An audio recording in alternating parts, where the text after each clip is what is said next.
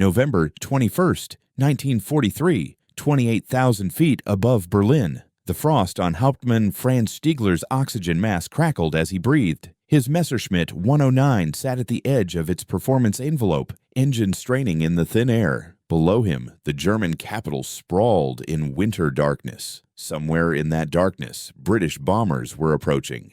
Then he saw it, a silhouette against the moonlight, keeping perfect formation just 50 yards away. The aircraft appeared almost casually, as if materializing from nowhere. No defensive gun positions visible, no turrets. Just a sleek, twin-engine aircraft that had absolutely no business being at this altitude, at this speed, over the heart of the Third Reich. Stiegler pushed his throttle forward. His Messerschmitt, one of Germany's finest fighters, accelerated. The British aircraft accelerated faster. He tried to climb. The intruder climbed with him, effortlessly. For 3 minutes, Stiegler pursued what should have been easy prey. The aircraft simply flew away from him, climbing higher and faster than his fighter could follow. Later, in his combat report, Stiegler would write words that his commanding officer initially refused to believe. The British bomber outran and outclimbed me at 28,000 feet. This should be impossible. But it wasn't impossible. It was the de Havilland Mosquito, and it was about to become the Luftwaffe's worst nightmare. The story of how a wooden aircraft built by furniture makers became the most feared weapon in the European sky is one of British ingenuity, German frustration, and a radical design that defied every assumption about aerial warfare. Within 2 years of that November encounter, German pilots would develop a condition their own medical officers called Mosquito Schreck. Mosquito terror. Just the rumor that mosquitoes were operating in an area would cause German fighters to abandon their missions and land immediately. This is the story of the wooden wonder that made Hermann Goering turn, in his own words, green and yellow with envy. The story of an aircraft so fast, so versatile, and so deadly that the Luftwaffe never found an effective counter. And the story of how British innovation created a weapon that could fly anywhere, strike anything, and return home when heavier bombers fell from the sky in flames. September 8, 1936. The British Air Ministry issued Specification P-13/36. They wanted a twin-engine medium bomber capable of carrying 3,000 pounds of bombs at 275 miles per hour, standard requirements for the time. Nothing revolutionary. Geoffrey de Havilland, who ran the aircraft company bearing his name, read the specification and threw it in the bin. Not because he couldn't build what they wanted, but because he knew he could build something far better, something that would change aerial warfare forever. The problem was convincing anyone to let him try. De Havilland's idea was radical. He wanted to build a bomber entirely from wood. Not just any wood, but a composite sandwich construction using balsa between layers of birch plywood. The aircraft would have no defensive armament whatsoever, no gun turrets, no waist gunners, nothing, just speed. The theory was simple. If the bomber was fast enough, enemy fighters couldn't catch it. If they couldn't catch it, you didn't need guns to defend it.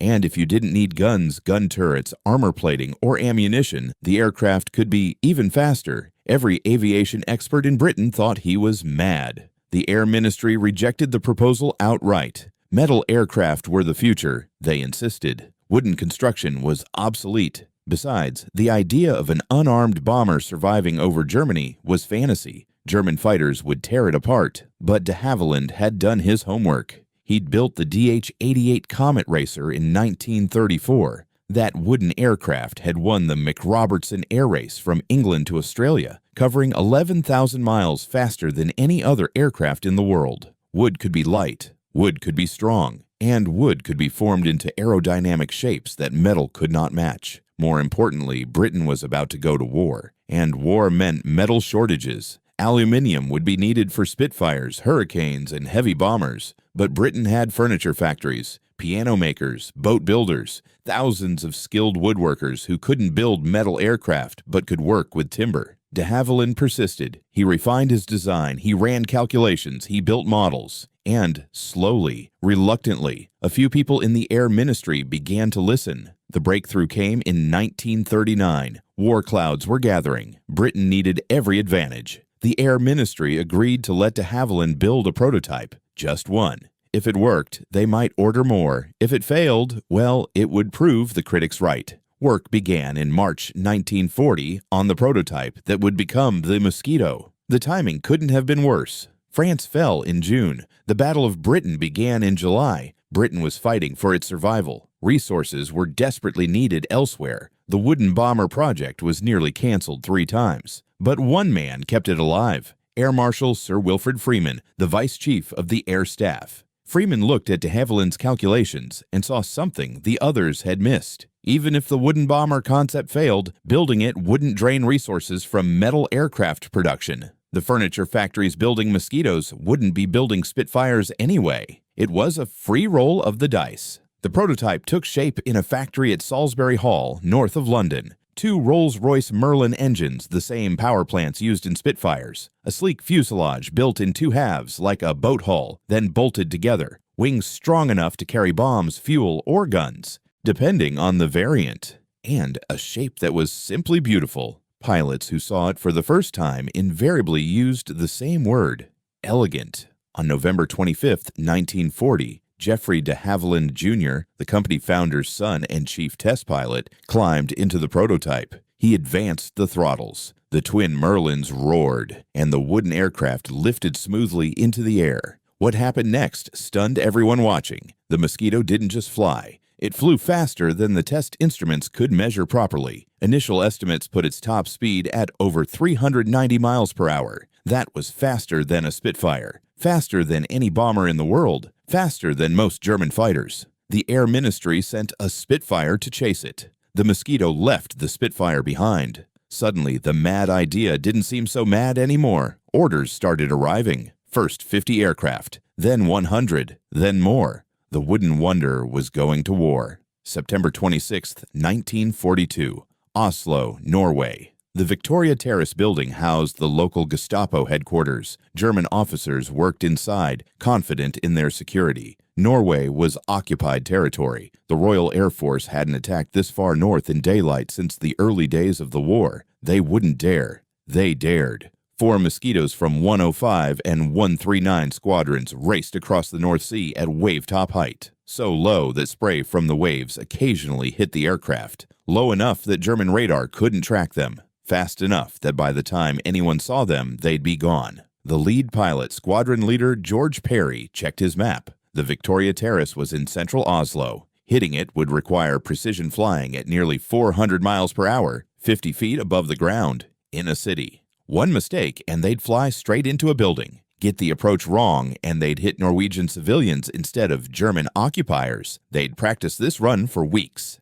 Every pilot knew exactly where to turn, when to climb, when to release. The bombing run would last 8 seconds from initial approach to escape. 8 seconds to fly through the heart of Oslo, drop 500-pound bombs with delayed fuses directly onto the Gestapo headquarters, and escape before German fighters could react. They came in from the south, engines screaming. Norwegian civilians in the streets looked up in shock. British aircraft, here, now, in broad daylight. The Mosquitoes climbed to exactly 100 feet. The Victoria Terrace appeared dead ahead. Perry pressed the bomb release. The other 3 aircraft followed. 12 500-pound bombs fell away, slamming through windows and walls before their delayed fuses detonated inside the building. The Gestapo headquarters erupted in flames and smoke. The Mosquitoes were already gone, racing back toward the sea at maximum speed. German Focke-Wulf 190 fighters scrambled to intercept. Too late. By the time they reached altitude, the Mosquitoes were already crossing the Norwegian coast, heading home. The German fighters gave chase. They couldn't catch up. The wooden bombers simply outran them. One Mosquito was damaged by a Focke-Wulf that made a desperate diving attack. The German fighter actually struck a tree during the attack and crashed. The damaged Mosquito made it home. The raid made headlines across occupied Europe. The BBC broadcast the news that same evening. British bombers had struck the Gestapo in downtown Oslo in broad daylight and escaped without loss. The psychological impact was enormous. If the British could hit Oslo, they could hit anywhere. But the raid's success revealed something more important. The Mosquito worked. The concept that every expert had dismissed as impossible fantasy had just proven itself in combat. An unarmed wooden bomber had flown deep into occupied territory, struck a precision target, and returned safely because it was simply too fast to catch. The Air Ministry took notice. So did the Luftwaffe. January 30th, 1943, Berlin. The Nazi Party was celebrating its 10th anniversary in power. Reichsmarschall Hermann Göring, commander of the Luftwaffe, prepared to give a speech at 11 o'clock that morning. The speech would be broadcast across Germany from the Reich Broadcasting House. Göring had promised the German people that no enemy aircraft would ever bomb Berlin. He'd staked his reputation on it. If enemy aircraft reached the Ruhr, he declared, "You can call me Meyer." It was a boast that would haunt him.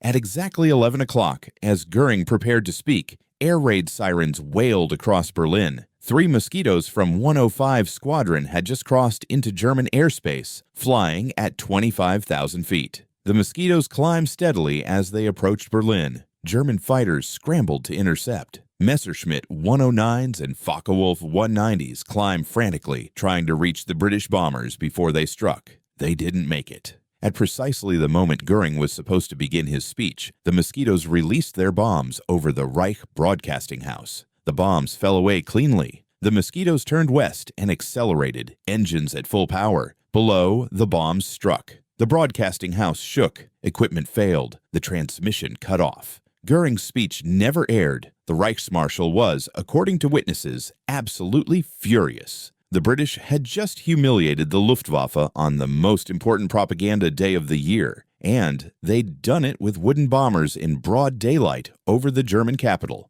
But the British weren't finished. That afternoon, as Joseph Goebbels prepared to give his own speech at the Sportpalast, the Mosquitoes returned. 3 aircraft from 139 Squadron this time. Again, they bombed Berlin. Again, German fighters couldn't intercept them. Again, the British escaped unscathed. Only one Mosquito was lost that day. It was hit by anti-aircraft fire over Berlin, not shot down by fighters. The crew were killed, but their aircraft had proven its point spectacularly. 2 months later, on March 18th, 1943, Göring summoned the heads of the German aviation industry to his hunting lodge at Carenhall. He was in a rage. A stenographer recorded his words for posterity. "It makes me furious when I see the Mosquito," Göring shouted. "I turn green and yellow with envy. The British, who can afford aluminium better than we can, knocked together a beautiful wooden aircraft that every piano factory over there is building,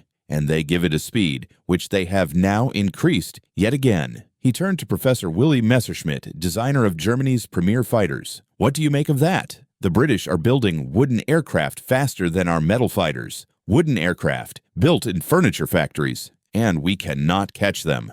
The German aviation engineers had no answer. The Mosquito represented something they hadn't anticipated. British designers had optimized for a different set of priorities. Rather than building the best dogfighter or the heaviest bomber, they'd built an aircraft that could simply avoid combat entirely through sheer speed. And it was working.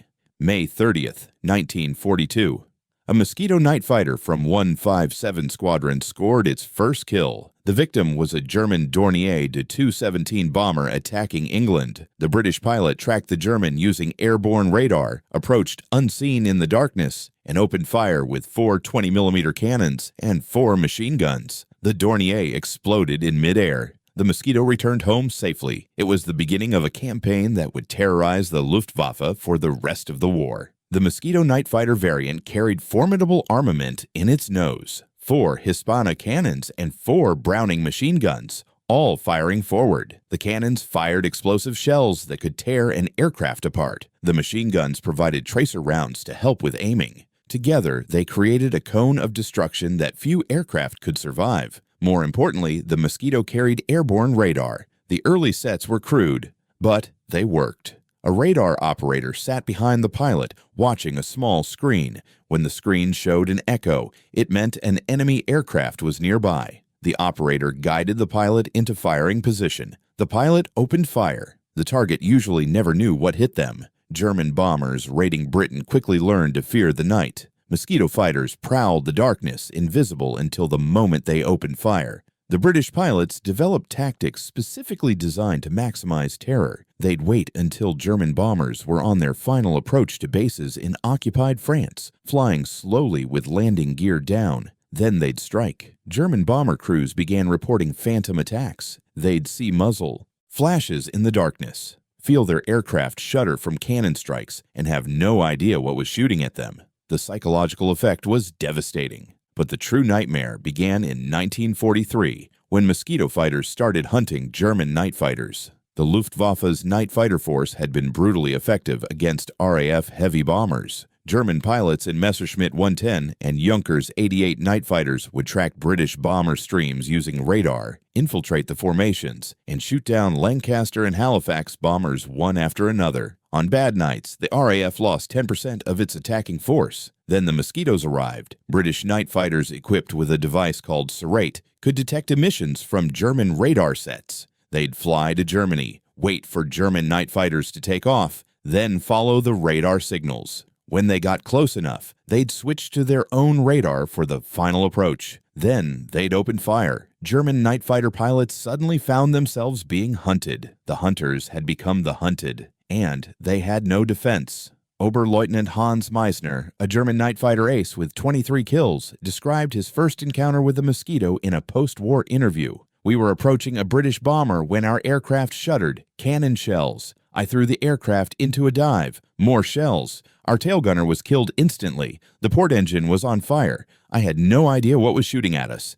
I never saw the attacking aircraft. We barely made it back to base." Meissner survived. Many didn't. The statistics tell the story. Mosquito night fighters claimed approximately 278 German night fighters destroyed during the war, but the real number was higher. German fighters crashed while making emergency landings to escape Mosquitoes, real or imagined. Others were abandoned in panic. Some German pilots, hearing that Mosquitoes were operating, simply refused to fly. German medical officers documented cases of mosquito Schreck, mosquito terror, among veteran pilots. Men who'd flown hundreds of combat missions developed physical symptoms of stress at the mere mention of British wooden aircraft. Some became physically ill before missions. Others suffered from nightmares. The Luftwaffe tried everything to counter the threat. They added tail gunners to night fighters for rear protection. They developed new tactics. They attempted to build their own wooden night fighter, though it never became operational. Nothing worked. The Mosquitoes were simply too fast, too well equipped, and too deadly. By late 1944, German night fighter pilots were reporting a terrifying reality to their commanders.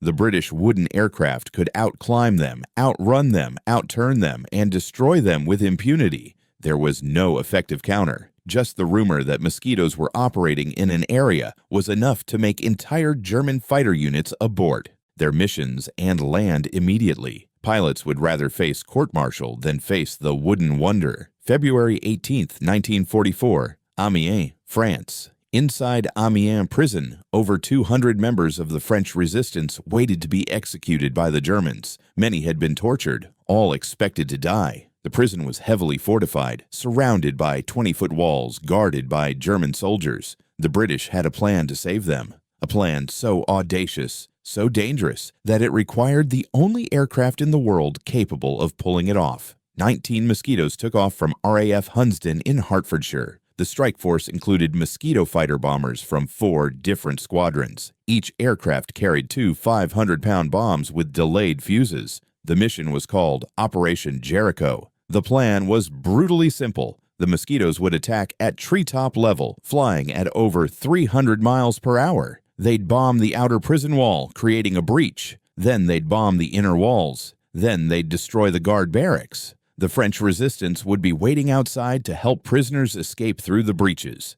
The timing had to be perfect. The bombs had to hit exact locations. One mistake and prisoners would die instead of being saved. The Mosquitoes would be flying at near maximum speed at 50 feet altitude, trying to drop bombs with surgical precision while German anti-aircraft guns fired at them. Group Captain Percy Pickard led the mission. He was one of the RAF's most experienced pilots. He'd need every bit of that experience. The Mosquitoes raced across the English Channel at wave-top height. They crossed the French coast still at minimum altitude. German radar never detected them. The first warning the guards at Amiens prison had was the sound of Merlin engines at full power. The first wave attacked the outer wall. Bombs slammed into the exact section they'd targeted. The wall exploded outward, creating a massive breach. Prisoners inside heard the explosions and realized rescue had arrived. The second wave hit the inner walls. More explosions, more breaches. The prison's structure began collapsing.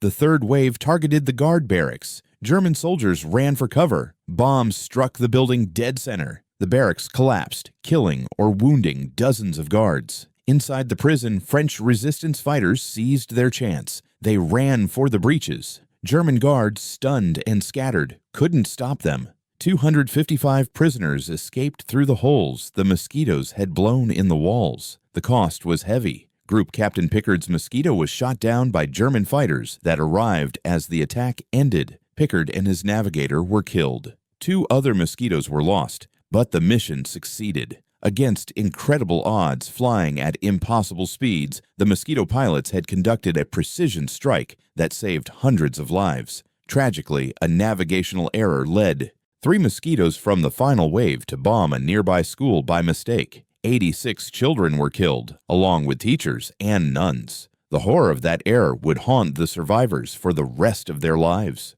But Operation Jericho demonstrated what the Mosquito could do. No other aircraft in the world could have flown that mission. Heavy bombers lacked the precision. Fighters couldn't carry enough bombs. Only the Mosquito combined the speed, the bomb load, the handling characteristics, and the survivability to strike with such accuracy at such a target. The wooden aircraft built by furniture makers could perform surgical strikes that changed the course of battles. The statistics of the Mosquito service tell a story that seems almost impossible. Over 7,700 Mosquitoes were built during the war. They served in every possible role: photo reconnaissance, light bomber, heavy bomber, night fighter, day fighter, pathfinder, intruder, maritime strike, even experiments with torpedoes and anti-submarine weapons. As bombers, Mosquitoes flew with the Light Night Striking Force, attacking German targets every night. Between 1943 and 1945, Mosquito squadrons mounted over 39,000 combat sorties. They dropped over 28,000 tons of bombs on German targets. Their loss rate was astonishingly low, just under 1%. Compare that to heavy bombers like the Lancaster, which suffered over 2% losses.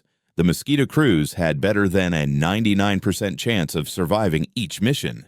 The mathematics were remarkable. A Mosquito could carry a 4,000-pound cookie bomb, the same load as early war heavy bombers, but it carried a crew of 2 instead of 7. It flew faster, higher, and more accurately than heavy bombers, and it came home more often. RAF planners calculated that Mosquitoes dropped more tonnage of bombs per aircraft lost than any other bomber in Bomber Command. The 2-man wooden aircraft was more efficient than the 7-man heavy bombers. As night fighters, the record was even more impressive. Mosquito squadrons claimed over 600 German aircraft destroyed in air combat. They shot down 486 V-1 flying bombs over Britain, proving fast enough to catch Hitler's terror weapons when few other aircraft could. They flew the Pathfinder role, marking targets with flares so heavy bomber formations could hit accurately. They flew intruder missions, attacking German airfields and shooting down aircraft as they landed. They flew armed reconnaissance, destroying vehicles, trains, and ships. The versatility was unprecedented, a single aircraft design that could outperform specialized aircraft in multiple roles. The Wooden Wonder could do everything, and do it better than aircraft designed for single purposes. German pilots learned to recognize the distinctive silhouette, twin engines, sleek fuselage, elegant lines,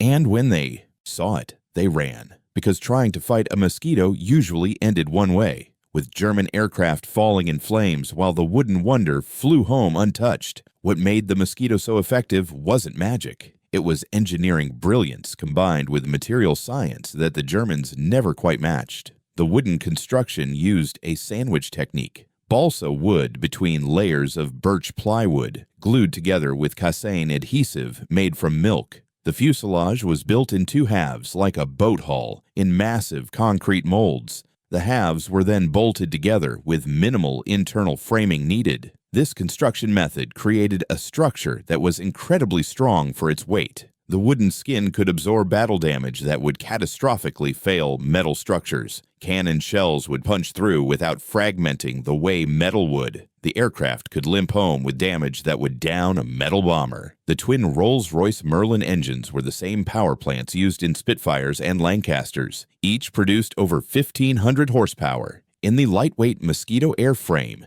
this created a thrust-to-weight ratio that no German twin-engine aircraft could match. The engines were mounted in smooth nacelles that created minimal drag. The entire aircraft was optimized for low drag, flush riveting, smooth wooden surfaces, carefully designed cowlings, every detail aimed at reducing air resistance. The result was an aircraft that could reach 415 miles per hour at 28,000 feet. Some variants equipped with modified engines reached 440 miles per hour. At that speed, only German jets could catch them, and the jets were rare, unreliable, and vulnerable during takeoff and landing. The Mosquito's combat radius was over 1,500 miles with drop tanks. That meant it could strike deep into Germany and return. It could escort heavy bombers all the way to targets that were beyond the range of most fighters. It could fly reconnaissance missions over any target in occupied Europe. The bomb load evolved throughout the war. Early variants carried 1,000 pounds internally.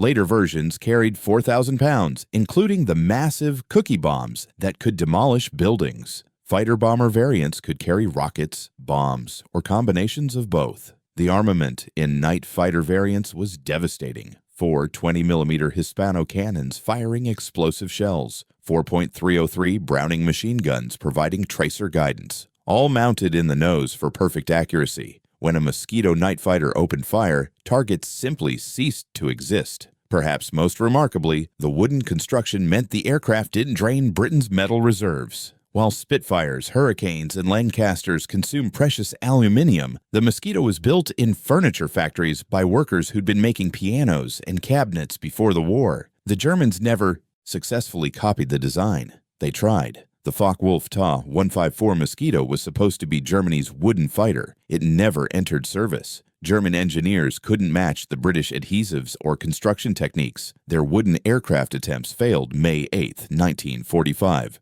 The war in Europe ended. Mosquito squadrons flew their final combat missions, hunting for German submarines that might refuse surrender orders. By then, the Wooden Wonder had earned a reputation that would never fade. British pilots loved it. They called it the Wooden Wonder and the Timber Terror with genuine affection. The aircraft handled beautifully, flew fast, and brought crews home when other aircraft would have gone down. German pilots feared it above all other Allied aircraft. Post-war interviews with Luftwaffe veterans consistently identified the Mosquito as the most dangerous threat they faced. Not because it was the most heavily armed, not because it carried the biggest bombs, but because it was impossible to counter effectively. You couldn't catch it. You couldn't outclimb it. You couldn't outdive it. If you tried to fight it as a bomber, it destroyed you with fighter-like agility. If you tried to fight it as a fighter, it had the firepower to blow you apart. And if you damaged it, it usually made it home anyway.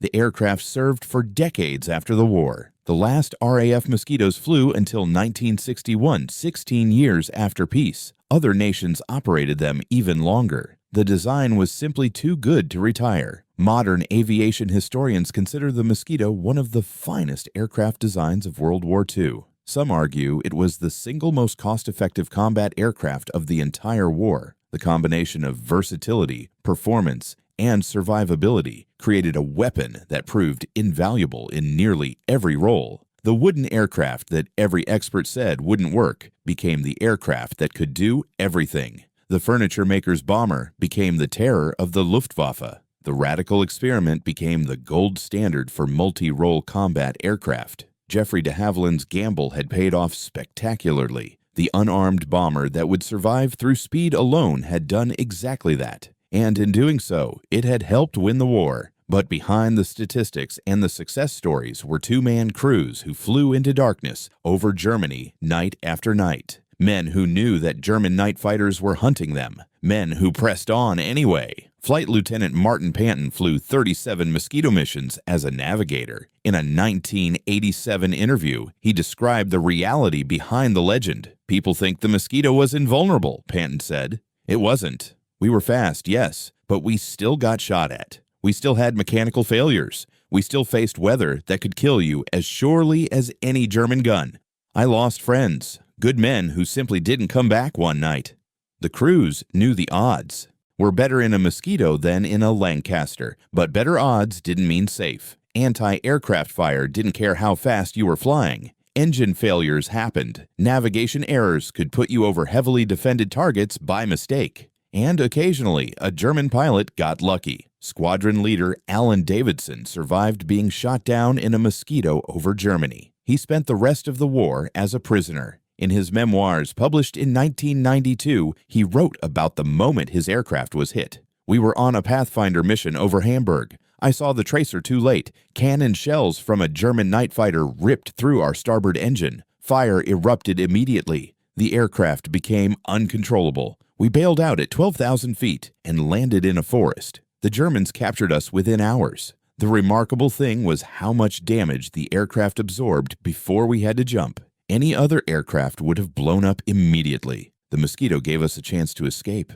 Not all crews were so fortunate. The Wooden Wonder saved hundreds of lives through its performance and survivability, but it couldn't save everyone. The price of victory was paid by men in wooden cockpits over hostile territory, flying into danger because the mission demanded it. When historians tallied the final numbers after the war, the Mosquito's contribution became clear. Over 39,000 combat sorties flown. Over 28,000 tons of bombs dropped, 600-plus enemy aircraft destroyed in air combat, 278 German night fighters shot down specifically, 486 V-1 flying bombs destroyed, countless reconnaissance photographs that enabled successful bombing raids, precision strikes that changed the course of battles, Pathfinder missions that improved bombing accuracy across Bomber Command, all achieved with loss rates under 1%. All achieved with 2-man crews instead of 7. All achieved with an aircraft built from wood by furniture makers.